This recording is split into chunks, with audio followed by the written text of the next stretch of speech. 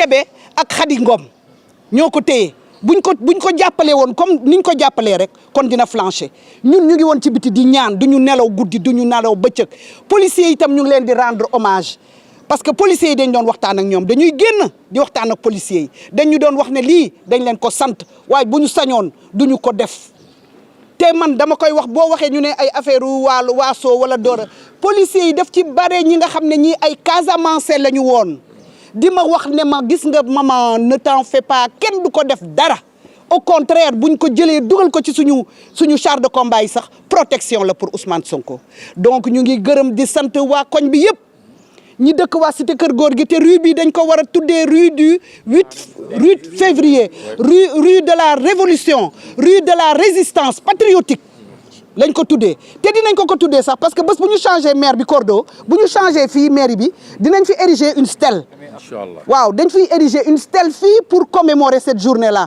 te tous les ans comme tu dis nit ñi nañu ñëw fàttaliku ñi fi jógee te ñooñu ay martyr lañu ñooñu ñu ngi àjjana tey man su ma sañoon bokk ci martyr yi man su ma sañoon dee ñu ne Marie-Thérèse Diédhiou dee na pour la révolution waaw àjjana laa jëm directement waaw kon ñu ngi leen di gërëm di leen sant yéen mi am cette idée là waaw di ñaan rek ñu gën ko étoffer comité bi dugal ci ñëpp di ko commémorer tous les ans ñu lay Cordo ñu lay gërëm di la sant ci sa taxawaay vraiment di la gërëm yow waa ñun ak sa section Mermoz Sacré-Cœur bi yëpp ñu ngi leen di gërëm di leen sant waaw ci kontaan nag ni nga rendre hommage quartier bi parce que les habitants du quartier avaient besoin de ça aussi merci. Merci beaucoup. Le collectif des victimes. Collectif des détenus. waaw même moom mi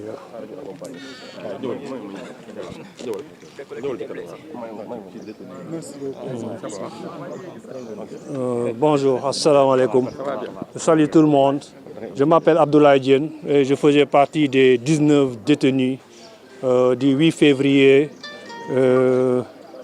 du 8 février 2021.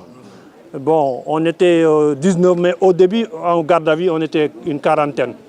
On nous a fait mandat de dépôt, c'était avec le juge Samba Sall, qui nous avait mis en mandat de dépôt le 12 février 2021. On a été 46 jours derrière les barreaux et on a vu aussi la solidarité de tous les patriotes et tout le Sénégal.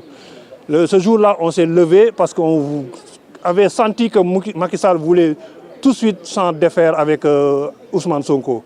Et le peuple sénégalais, dans sa majorité, avait beaucoup d'espoir pour Ousmane Sonko. Et ce jour-là, on était là, on a résisté.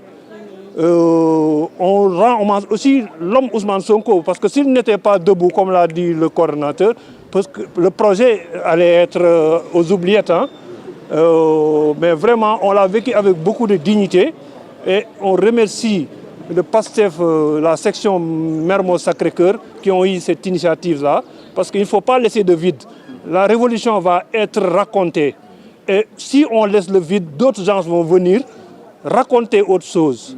Et c'est vraiment une fierté et un honneur d'avoir été de ceux qui ont été debout pour sauver le projet.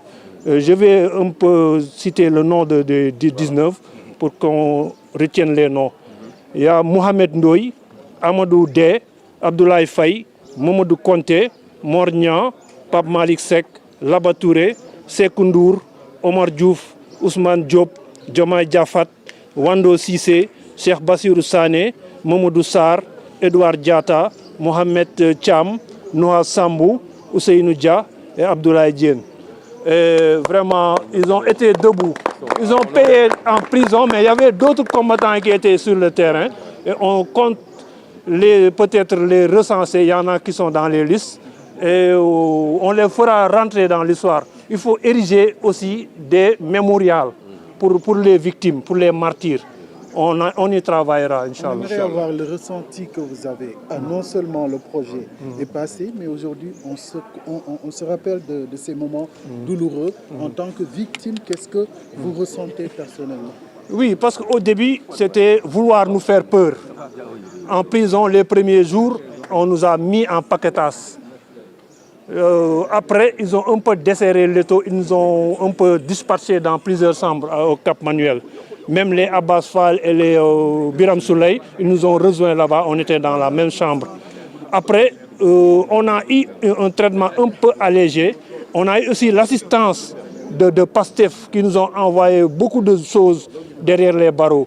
De l'argent, je me rappelle Fatima Mbeng avec Abbas Fall, ils venaient nous amener de l'argent. On a reçu une assistance vraiment de la part de Pastef qui est à souligner aussi. On les remercie, ils pouvaient nous délaisser. Mais la solidarité durant ces 3 années a été extraordinaire. Et on se réjouit d'avoir gagné ce combat. Parce qu'on s'est engagé sans savoir si nous gagnions ou pas. Hein. Mais on a gagné grâce à Dieu. Il faut aussi poser des actes forts. Parce que la révolution, il y a une phase de résistance. Il y a une phase d'application de la résistance, de la révolution. On souhaite qu'il réussisse.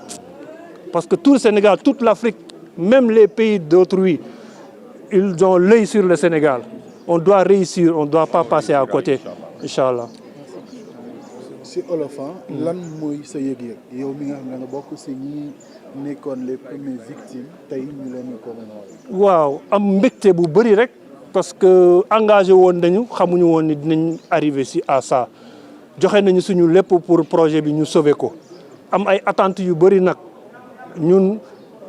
dañuy remercier Pastef Mermoz Sacré-Cœur ñu am initiative bi ah parce que àdduna kenn du bàyyi vide boo ko bàyyee rek ñeneen ñëw dugg fa def fa leneen su ko defee ñu koy kii chaque année nit yi ñëw mën a wax li ñu xalaat ak li ñuy yëg ak li nga xam ni fa la ñu war a jëm pour ëllëg parce que ñun am nañ yaakaar bu bëri ci projet bii nii surtout ñun ñi nga xam dañuy woote woo panafricaniste dañoo am yaakaar ci projet bii nii ñu am benn sens union des États africains loolu moom suñu mbébét la suñu combat la avant ñuy xam Ousmane Sonko léegi xam nañ ko gis nañ ni bëgg na loolu président bi nga xam ne moom moo ko tànn muy Bassirou Diomaye Faye bëgg na loolu nañ ci taxaw ñu fexe ba africains yi booloo ci ay kuréel yoo xam ni day sérieux day indépendant su ko defee ñu jëm vers cette union là yoo xam ni mooy suñu doole pour ëllëg.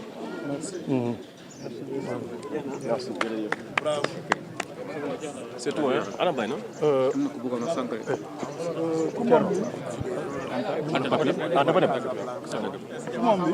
Papi.